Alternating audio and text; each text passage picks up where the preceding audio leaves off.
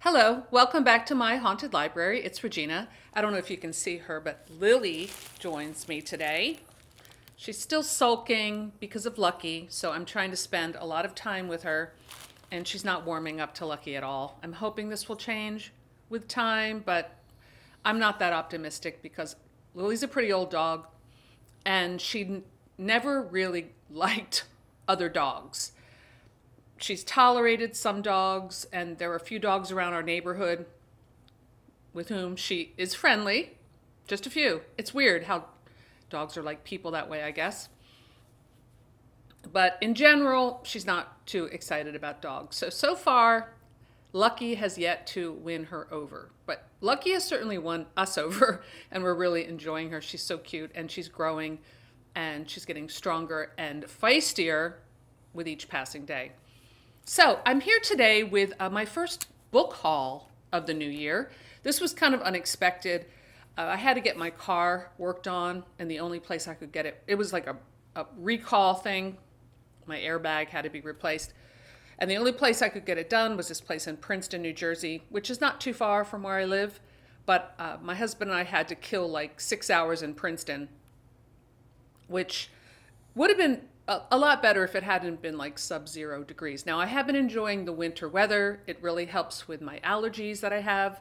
So I'm not complaining about that. But there wasn't a lot of like walking around the beautiful Princeton campus, which is lovely if you've never seen it. And they have a wonderful theater there called the McCarter Theater, which I've been to many times. And it's a lovely town, very upper crust, lovely town. I love looking at the campus. The architecture there is incredible, very Gothic. And I just can't imagine how cool it would be to have that be like your dorm room, like this castle structure. It's very cool. And also the houses in the town are lovely. And there's some great restaurants. But I get ahead of myself. So it was so cold, we didn't do a lot of walking, but we did do a lot of shopping. Now, I had said before in one of my other videos that we didn't have the best Christmas because my husband tested positive for COVID, so we were kind of quarantined the whole Christmas time. So we did a little Christmas shopping in January, which is actually the best time to shop because everything was on sale. So we went to some outlet stores. I got a little knit dress that I'm wearing and an entire outfit. Not that I need more new clothes, but it's a bit of a passion of mine, so why not? As most horror fans know, shopping for horror books in a regular bookstore can be very frustrating because there's just not much there. So when I walked into Barnes& and Noble, it's the usual huge YA section. I mean, I didn't take pictures while I was in this one, but it's pretty much the same Barnes& and Noble every time I go. It's the same setup. Enormous YA section, like a whole section with many stacks. Like this one had it was like an L shape of all YA books. And I do like going through, and I'm not against YA. I actually like reading YA. I write in that genre as well as adult horror.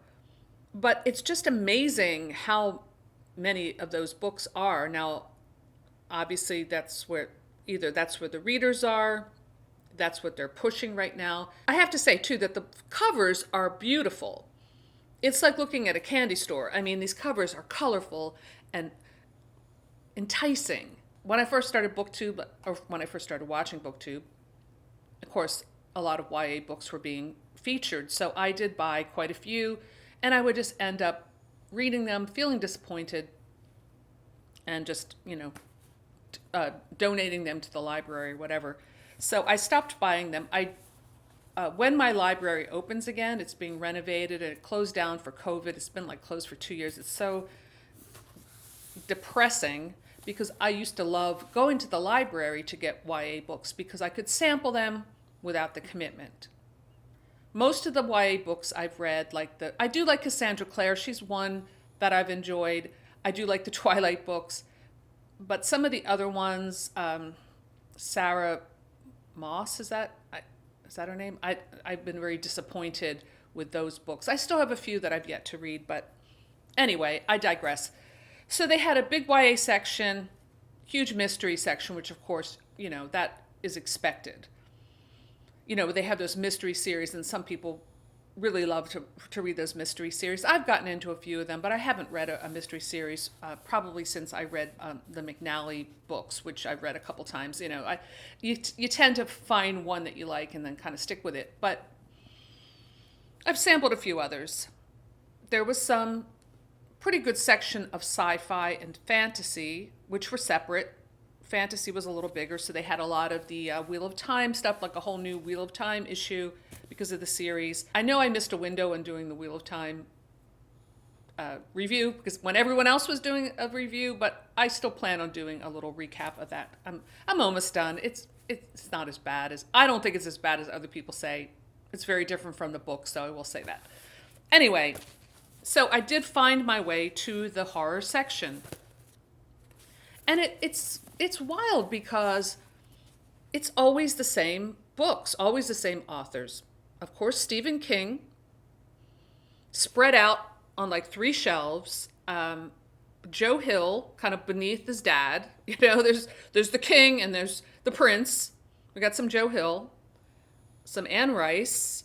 That makes sense.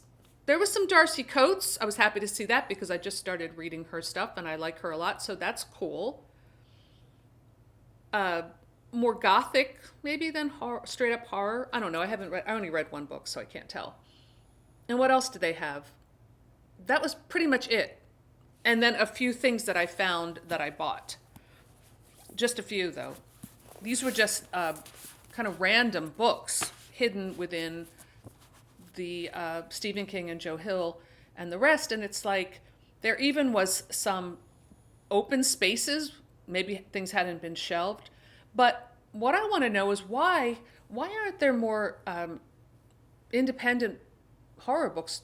Certainly they must have a buyer or several buyers for each. I don't know how they're distributed, but within that company, people buy books to distribute. And it seems like in an area like Princeton, where you have a lot of students, you would get more independent horror books. Just a theory. So as I'm looking through the shelves, I'm just not seeing any of the horror books that we on BookTube and HorrorTube talk about, especially the newer books. They're just not there. I didn't see a Brian Keene. I didn't see Hunter Shea. I didn't see anything that would be like a newer horror that's popular. It's weird. If anyone has an inside track on the whole Barnes & Noble thing, put it in the comments below. Is it just supply and demand?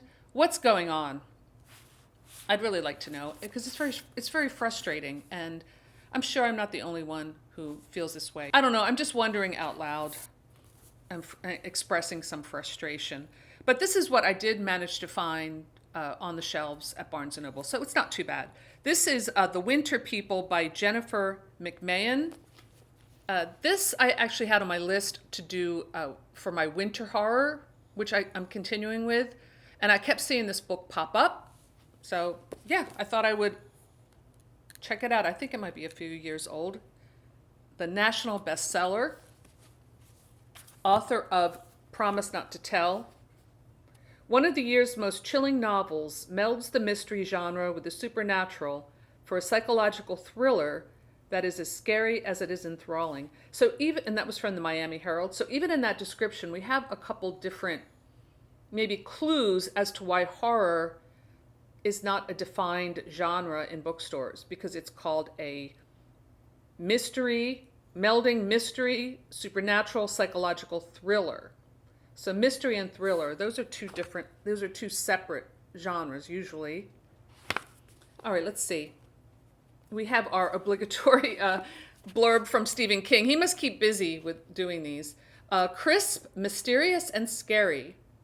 Oh, reminiscent of Stephen King, USA Today. Sorry, Stephen King. Some secrets never die. West Hall, Vermont has always been a town of strange disappearances and old legends. The most mysterious is that of Sarah Harrison Shea, who in 1908 was found dead in the field behind her house just months after the tragic death of her daughter. Now, in the present day, 19-year-old Ruthie lives in Sarah's farmhouse with her mother Alice and her younger sister Fawn. Alice has always insisted that they live off the grid, A decision that has weighty consequences when Ruthie wakes up one morning to find that Alice has vanished. In her search for clues, she is startled to find a copy of Sarah Harrison Shea's diary hidden beneath the floorboards of her mother's bedroom. This description is giving a lot of the book away. As Ruthie gets sucked into the historical mystery, she discovers that she's not the only person looking for someone they've lost, but she may be the only one who can stop history from repeating itself. Oprah says, haunting, beautiful read. So this must have been a pretty big book. Maybe it was part of the Oprah Book Club. I don't know. I've definitely heard of this book. I've seen it around. 2014. Okay. Sounds pretty good. I mean, it sounds more like a thriller than horror. I don't know. Here's another one. The Hiding Place, a novel by C.J. Tudor, author of The Chalk Man. I've definitely heard of that book, but I have not read it. Let's see what it says. This one actually looks pretty good. C.J. Tudor has proven that she is a true master at creating perfectly dark, highly propulsive, and tightly coiled mysteries that are utterly impossible to put down. Again, we have mystery. All right, here's the description. Joe has never wanted to come back to Arnhill. After the way things ended with his old gang, the betrayal, the suicide, and what happened when his sister went missing, the last thing he wants is to return to his hometown. But Joe doesn't have a choice, not after a chilling email surfaces in his inbox. I know what happened to your sister. It's happening again. Lying his way into a teaching job at his former high school is the easy part. Facing off when one-time friends who aren't too happy to have him back in town while avoiding the enemies he made in the years since is tougher. But the hardest part will be returning to the abandoned mine where his life changed forever and finally confronting the horrifying truth about Arnhill, his sister, and himself. Because for Joe, the worst moment of his life wasn't the day his sister went missing, it was the day she came back. Sounds like a good description. Okay, here's another one, A Goth by Otsuichi. I probably totally mispronounced that name. This is a Japanese author. I believe these are short stories, and it's interesting because this just came up in a recent conversation I was having with my gals, Lydia from Typical Books, Alex from The Bookubus, Marie McWilliams, and Merce from Harpies in the Trees. We have our little coffee clash or creepy cocktail hour sometimes online, and this came up. I think Lydia did a review for it a long time ago, and I don't know, how could I resist this? I know nothing about it. I think it's either short stories or, well, let's take a look. As horrifying as it is entertaining. Moreno is the strangest girl in school. How could she not be, given her obsession with brutal murders? There are plenty of murders to grow obsessed with, as the town in which she lives is a magnet for serial killers. She and her schoolmate will go to any length to investigate the murders, even putting their own bodies on the line. But they don't want to stop the killers. Moreno and friends simply want to understand them. This looks really interesting, and I was happy to find it at Barnes & Noble. This next one, I've seen this cover online, and I was intrigued. This looks like something that would have been great to read in the fall, but I was happy to find it. This is Dark Harvest by Norman Partridge. Winner of the Bram Stoker Award, Partridge is probably the most exciting and original voice in horror literature to have appeared in the last decade, says Peter Straub. Amazing cover. Let's see what it says. I like that it's short. I like to sample new authors, but without like a huge investment. Contemporary American writing at its finest, says Publishers Weekly. If you're looking for scary Halloween tale with lots of blood and gore and candy, you've come to the right place. A major new talent, says Stephen King. Halloween, 1963. They call him the October Boy, or Old Hacksaw Face, or Sawtooth Jack. Whatever his name, everybody in the small Midwestern town knows who he is and how he rises from the cornfield every Halloween, a bloody butcher knife in his hand, and makes his way toward town where gangs of teenage boys eagerly await their chance to confront the legendary nightmare. Both the hunter and the hunted, the October Boy is the prize and an annual rite of life and death. Pete McCormick knows that killing the October Boy is his one chance to escape a dead-end future in his one-horse town. He's willing to risk everything, including his life, to be a winner for once. Before Halloween is over, Pete will look into the saw-toothed face of horror and discover the terrifying true secret of the October Boy. Okay, so this has been out for a while. I guess it just comes up every Halloween, but how fun is this to read? Should I read it now or wait till Halloween? I might do it. Maybe I'll do it for half a Weenathon. And I wanted to see when Goth came out. Goth came out in 2002. So all this is kind of new for me. And this book, I definitely have seen around, and this was something I've been wanting to get. And it's nice when you don't have to buy it on Amazon. You can find it in a bookstore. This came out in 2020. The Only Good Indians by Stephen Graham Jones. A lot of people were reading this when it came out. Of course, I'm like a year or two after the fact, but better late than never. I have been wanting to read this for a long time. Okay, so these are the books I found in Barnes & Noble. So I guess it wasn't too bad, but considering that these were the only ones they had outside the usual suspects, I was kind of disappointed. It would have been fun to find something like completely new, or curated. Like, we need like more horror curators at bookstores. Just my opinion. All right, so the next bookstore I went to is right on the Princeton University campus. It's called Labyrinth.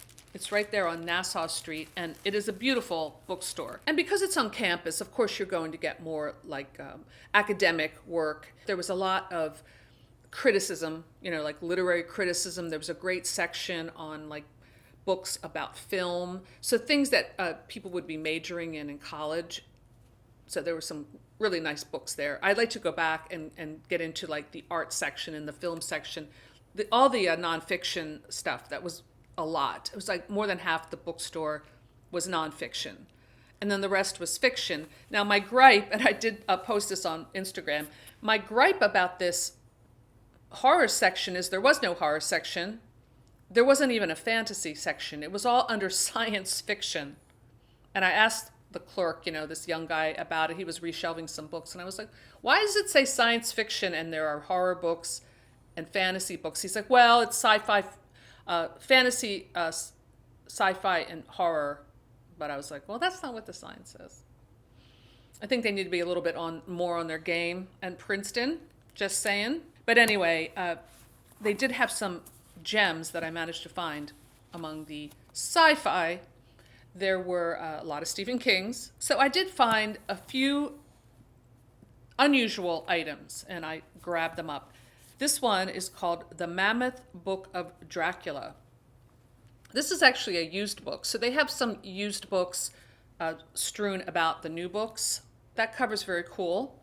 And this is the type of book I love to read and I love to collect. These are Vampire Tales for the New Millennium by Ramsey Campbell, Brian Lumley, Graham Masterton, and then a bunch of other people.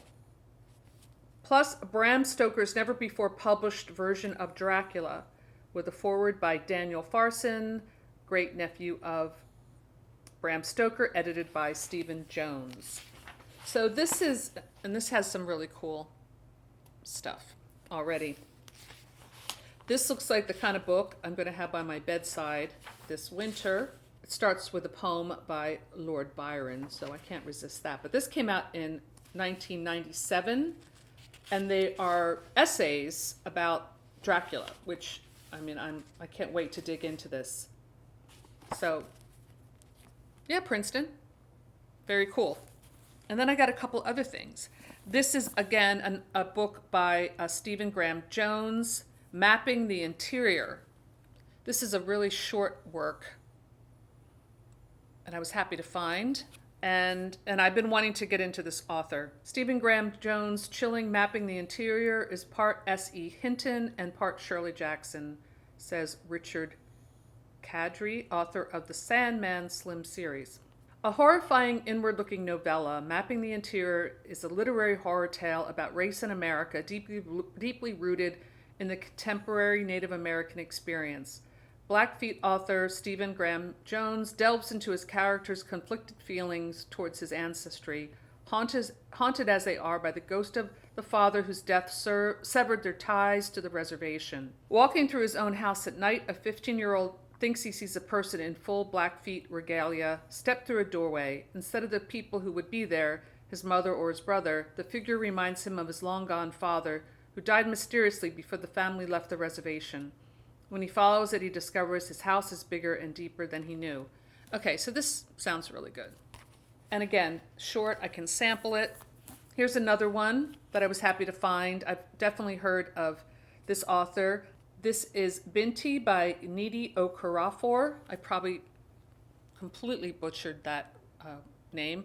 She is a Nigerian American author who does like African futurism type stuff. I did a video about African futurism like last year, and I bought a like an anthology, but I've been wanting to read more of that stuff because it's fascinating. So I'm really happy to look into this. This was I think she won a Hugo and Nebula Award winner. So this is fantasy, sci-fi kind of thing.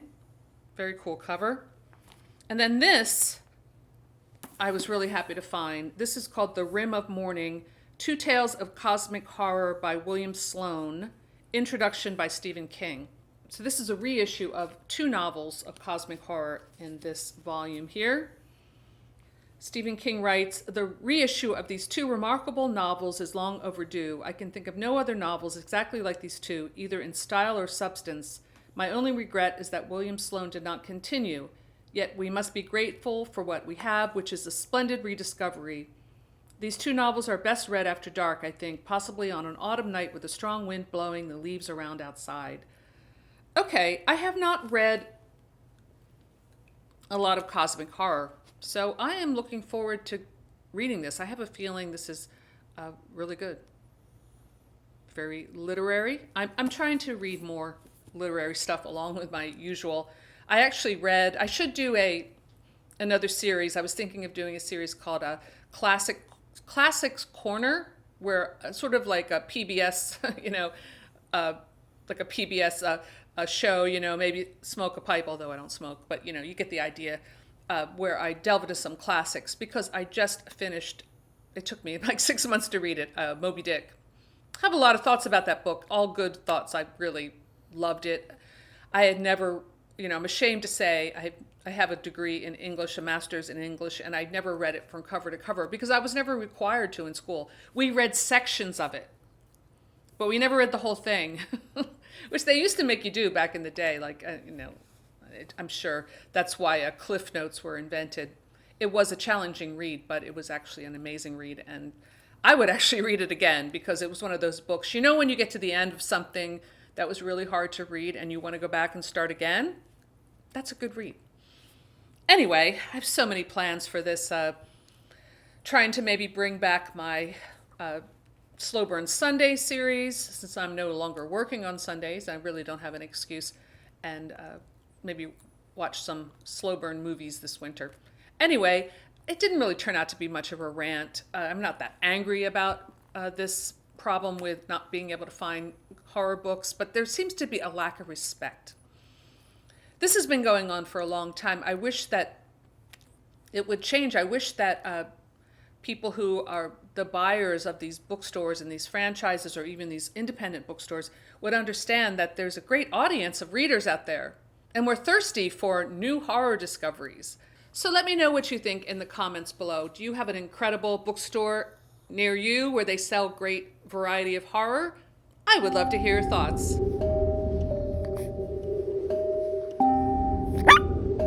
So someone is very sleepy, and maybe I'll play with Lucky for a little while. Anyway, that's all I have for today. Thanks for stopping by my haunted library, and I'll see you soon. Bye.